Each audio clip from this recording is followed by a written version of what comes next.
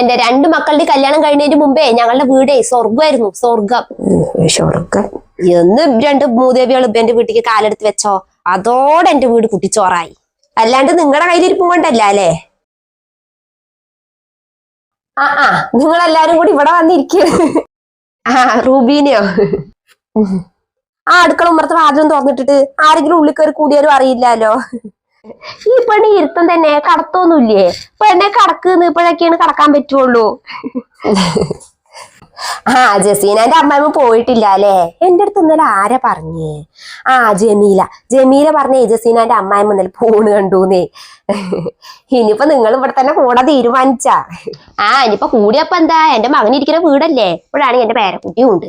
അപ്പക്ക് കൂടാ തോന്നിയാ ഞാൻ ഇവിടെ തന്നെ അങ്ങോട്ട് കൂടും.